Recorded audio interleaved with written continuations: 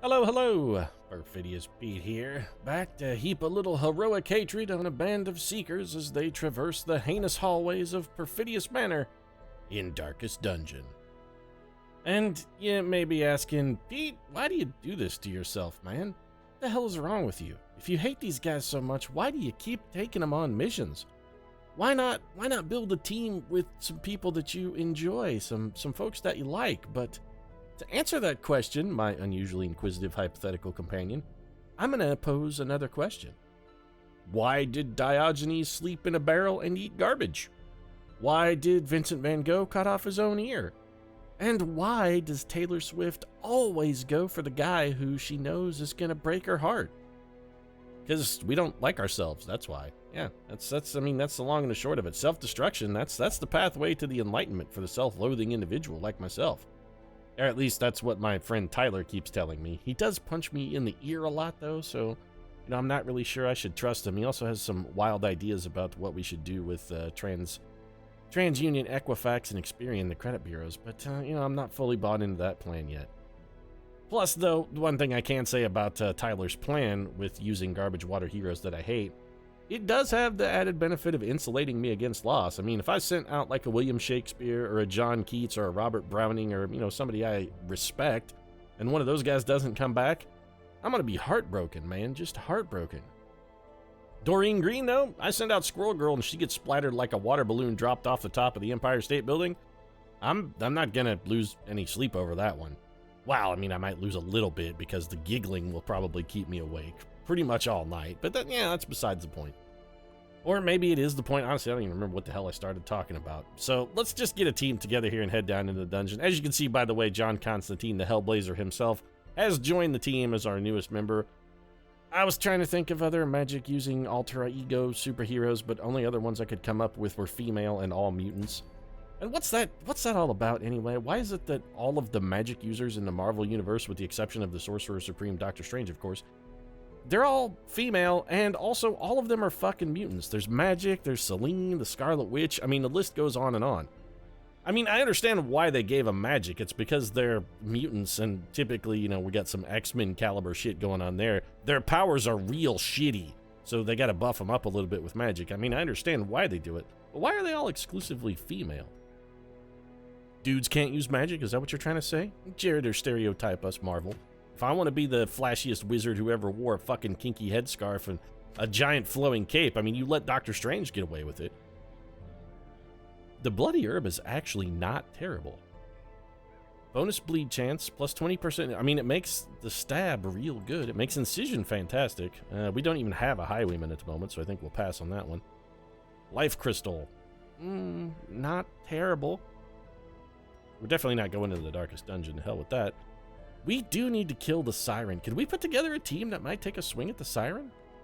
Taking a swing at the Siren. Why does that sound like a euphemism for masturbation? Why is it that everything, to me, always sounds like a euphemism for masturbation? You know what? I'm thinking maybe there aren't as many masturbation euphemisms as I think there are. I think maybe I just have a problem. But it's it's a delightful problem. We could do that. I mean, this Plague Herb is looking like maybe our best bet, although we really could use these deeds. You're saying, Pete, you have 30 deeds, but I have plans for these deeds. And a Swordsman's Crest, I mean, it's not terrible. 15% damage to melee skills is a pretty strong benefit. And what are you wearing, Clark? I don't even remember. You have +5. I would actually rather give you bonus damage, I think, than bonus accuracy. It's, it's 6 of one, it's half a dozen of the other is what it is. Let's just do whichever. I'll explore 90% of rooms. Also explore, you know what? I would rather have the deeds. If we're going to have to do explore 90% of rooms, I would rather do it on a short mission. So let's try and get some people we would theoretically put on a team to level 2. We could do Steve Rogers, Anthony Masters, and Megan. Who would we want to go with that? And, strangely enough, now, down in the Cove, we would rather have somebody with bleeds than with poisons. I think it's gotta be Squirrel Girl, as much as I fucking hate Squirrel Girl. So much. You're like, Pete, how much do you hate Squirrel Girl? Oh, so much. This would give us an opportunity. You know what? We could take John Constantine as sort of on the... Or, yeah, you know what? Let's take old Typhoid Mary instead. Who's going to be leading this ragtag band of misfits? I'm thinking, you know what? Let's get the Paladin in there. The Copper Faithful. This team has a name. I would never have suspected. Especially the Copper Faithful. What the shit is that supposed to mean? Yeah, Copper Faithful, mate. Sounds like a pub you might go down to in somewhere in Western London. Be like, oh, mate, what are you going to do there for the big game? I'm going to nip off to the Copper Faithful there and maybe toss back a few points. Watch it with the lads down there. Probably, you know, chase a few of the old birds around the tavern once the show's done. I don't, my British lingo is way off. I feel bad about it. I do. We got a short mission. Let's just take like, this seems good. We've spent enough money. Actually, I've probably grossly over-prepared now that I look at it.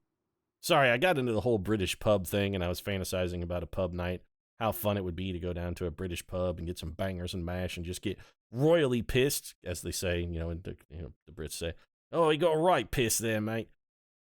We use that term a little differently here in the U.S. When you get pissed, it doesn't necessarily mean you're drunk. I mean, it could mean you're drunk, because you could also be drunk and angry, which is usually what we say when we use pissed. I'm just going to loop around this way. We do have a pathway through this dungeon that allows us to go with absolute minimum of backtracking, by which I mean none. And, yeah, that's going to be my plan. It's also my plan to get some bangers and match and get right pissed before the match and maybe get in a soccer brawl there with some hooligans. Goddamn Manchester United fans. Hey, you know, the Tottenham Hotspurs are the greatest team, whatever. Yeah, kicked the ball. Well, that was a really, really good scout. So the other advantage to this is we get a treasure room, we get one hallway battle, and then the rest of the dungeon is basically combat free. It's just us and some curios. So, yeah, let's do this. I'm excited to be a part of this plan. Also, we know where every single trap is, which is fantastic. 90%, 70, 70. All right, well, I guess Paladin. You're going to be getting a lot of trap disarming bonuses to sort of soothe your savage conscience and help your stress problem as well. And we got surprise in our one fight. So, yeah, this is feeling pretty good. All right, I think we're going to go ahead and mark Fungus Man here.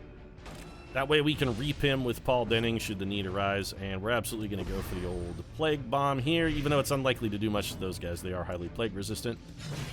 Whack the guy who's marked. Squirrel Girl with a little bleed, which is nice. And since we've got some time on our hands, let's just go ahead and start piling up the damage here. We're going to have Megan call down a bolt of holy light from this blue. Was that one of her powers? I don't even remember. She had like 86,000 different powers. None of them made sense. Most of the time she was just turning into an object with wings and carrying Captain Britain around with her feet. She was usually like a giant bat or a falcon or something. She was always turning into something that could fly.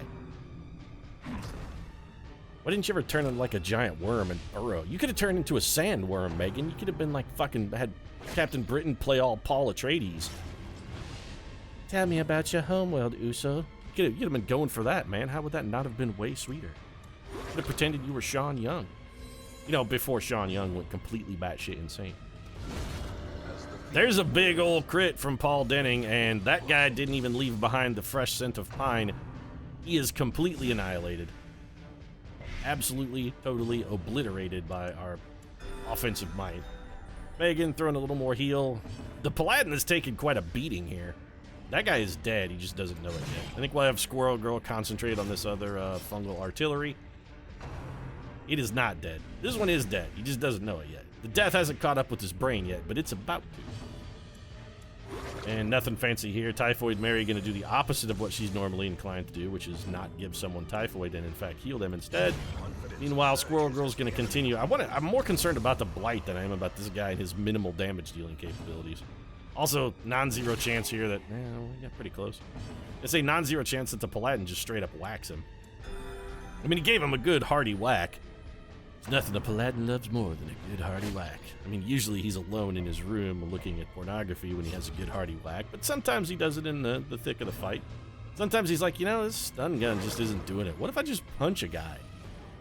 I mean, maybe I could just fucking knock him out with like a good solid right cross. Do I need the stun gun at all? Why do I carry this thing? I'm questioning everything I've ever thought about my own self and abilities. We're gonna go ahead and use a key on this heirloom chest. Honestly, I would prefer the heirlooms to cash at this time anyway. And then we're going to have one hallway fight, and then the rest of the dungeon should be pretty much, it's a cakewalk. I mean, I know I recently discussed in another video how much I vastly prefer pie to cake. And if there was a pie walk, let me assure you, I would definitely go on a pie walk before I even considered looking at a cake. But pie walks just aren't a thing. They should be a thing, god damn it. Grade schools everywhere. Next time you have your annual fall carnival, take a little piece of advice from old Perfidious Pete. Don't have a cakewalk. Instead, pie walk, man. Pie walk. It's what the people want. You give people pie, they will love you forever. If you're trying to raise money, don't have shitty cakes as your fundraiser. Go for the pie. It's gonna bring in like 15 to 20 times more cash. You can sell a cake, a big like lazy sheet cake for what, like $6-7? You got like 8 or 9 people walking around those chairs. You put a sweet lemon meringue pie on that thing, you're gonna be looking at hundreds of dollars. Probably not. Pies aren't really overall expensive, but it's gonna bring in more than that shitty sheet cake will. So it's anti-venom for this thing, right? No, it's bandages. I do that I always think that one is anti-venom, and it's bandages every time. Well, I'm, a little glad that I sort of overbought in a consumable department, since basically this is just going to be sort of like a Sam and Frodo walk into Mordor here. We're not really looking at any sort of combat. We're just sort of strolling around the dungeon. Sure, fires Mount Doom and whatnot, and somebody's going to get their finger bit off at the end, but small price to pay, really. Plus, it's just a finger. You can fucking spare a finger. You got 10 of the goddamn things. What do you need them all for? What do you just a big highfalutin man? Oh no, I need all 10 of my fingers. Man, you greedy son of a bitch. Can't you spare a finger for a poor Gollum? What did he ever do to you? Apart from bite your finger off. But, he needed that finger. Not sure for what. Honestly, you know what? Given the way Gollum looked, I'm not really sure I want to know what he was doing with severed fingers. If he had severed fingers, he was probably sticking them somewhere where I don't really want to think about it. He's like, oh, my butthole, I probed with it. Ooh, nasty hobbits. Keeping fingers for selves and none for Gollum's butthole. I'll show those tricksy hobbits. Man, I took that to a weird place.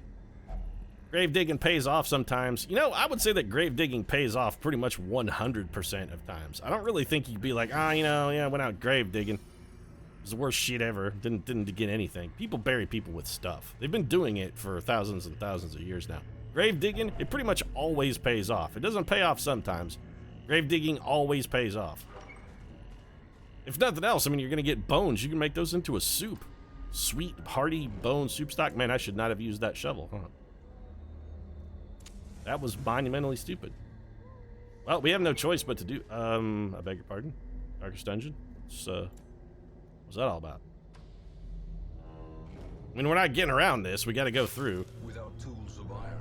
Yeah, that's probably more stress from that than we're gonna save. Great. Well, we had some nice stress reduction working, sort of, and then we had to go and dig through that with our bare hands, because the one thing I didn't bring plenty of is goddamn shovels. Because I'm a stupid man. On the plus side, though, this is going to complete our mission. And there we go. I think we'll go ahead and continuing adventuring. I think we can manage to take a look at this one last room. It's empty, and there are no curios. Well, shit, let's go pick a fight, then. These guys need more experience. Well, if we're doing, I think experience is based on the rooms you travel, not the number of fights you get into. I'm not actually sure how experience is calculated now that I think about it. It's a little unusual, but it's fine. We'll go pick a fight. We'll give him the old patented Mel Gibson Braveheart line. Where are you going there, lad? Going to pick a fight? He should have said I'm gonna go start a war, because that's in fact what he did. He didn't pick a fight. He went out and started a fucking war. It's not really very nice of you, Braveheart guy. William Wallace, kind of a jerk. I don't think we mess around here. Let's just straight up whack a skeleton. Whacking a skeleton once again. Paul Denning doing things better done in his room, in his own privacy of his own little bedroom there. Be like, what'd you do last night? Oh, I whacked a skeleton, baby. Oh, I whacked it good. Seriously, I got some chafing issues. I probably should really stop whacking a skeleton so often, but what can I say? I'm young, I'm in love with the idea of masturbating. So, yeah, I'm gonna do it. I'm gonna whack the skeleton. I guess we'll just get rid of this bleed and throw a cure. I'm really starting to fall in love with battlefield medicine, and I used to despise plague doctors, but I think I've come full circle on it. They've brought me back. They've gone Randall Graves on me. They brought it back. Man, the stress we took out of this mission is wholly unacceptable. Especially since we're trying to get Megan and Doreen Green in a position where maybe they could go take a shot at the siren. Alright, 875 gold. You know what? All things considered, that was a worthwhile little bit of backtracking we did. Especially if we get anything at all out of this box. What's in the box? What's in the box? Better not be Gwyneth Paltrow's head. Well, I mean, it's a head. It's also not very good. I mean, we'll take it because it's cash. And that's something we should actually do. Let's go take a look at our extraneous trinkets once we get out of this dungeon. See what we can sell off. And speaking of getting out of the dungeon, let's go ahead and do that. So we picked up a little extra bonus damage for our Crusader, should we need it. We ate no food in that entire dungeon. None. I bought 12 food and we didn't eat any of it. Man, don't you know there are starving children in Japan, you seekers? They would kill for this food. Some of them quite literally. I'm not being gauging in hyperbole, which I'm prone to do in this case. There are people in, you know, there's some people starving that would literally kill you for a shot at that food. You're just fucking squandering it. Ah, you wasteful children. One day you'll learn. You'll learn the errors of your ways. Squirrel Girl making it to level 2, picking up Plutomania and Ruins Tactician. That's basically a wash. And Megan Poussinau, of course, also a Ruins Explorer, which I suppose makes sense. I mean, she's poking around like, what, Stonehenge? She did like a day trip out to Salisbury. She's like, oh, I went to Stonehenge and now I'm a Ruins Explorer. Everybody else is like, yeah, it's great, Megan. Would you just get in the time train or whatever the shit it was that Excalibur drove around on? I don't remember. They had some kind of like craft or vessel that they used to use Warlock as a dimensional gateway, and then they drove through it. I think it was a train. It really feels like it was a train. It's some kind of time train or some other stupid, ridiculous shit. So Paladin made it to level 2. Squirrel Girl making it to level 2. I'm salty even saying that. Megan also pulling up to level 2. So we've got a pretty wide selection of level 2 heroes, and I think on our next mission, we may go take a swing. Can we put together a respectable team with reasonable amounts of stress? The answer is no. So as much as I might like our next mission to be one to head down and take a shot at the... yeah, we're not going to be able to pull the siren off with this. But what we can do, if we put Doreen and Megan in for a little bit of stress reduction, and then we'll spend some money. Holy shit, Megan, you are a walking fucking calamity of mental illness here. You're calm, which is terrible. You're fragile, which is terrible. You're resolute, which is not really a big deal. And you're a stress eater. So all of that shit is god-awful. I mean, I need you to go in for stress relief, but I also would really like you to get rid of some of your many, many crippling mental conditions. Doreen is claustrophobic and resolute, which, honestly, not really a deal breaker. I think we'll have Doreen. You won't drink, right? No, neither of these people will drink. So, Doreen, let's send you over to the tavern then, and can we upgrade our tavern any? We can, and honestly should. So Doreen can't drink, but she can gamble. A game of chance and companionship. Wait, the companionship is the brothel. And also, it looks like the brothel's busy because I'm such pretty things. My pets. Yeah, that's not at all creepy, Mr. Caretaker. Yeah, gross. Let's get out of here. Caretaker's fucking creepy. We don't need to visit the sanitarium at the moment. Actually, what we want to do is, I guess we'll just have Megan meditate. Seems fine.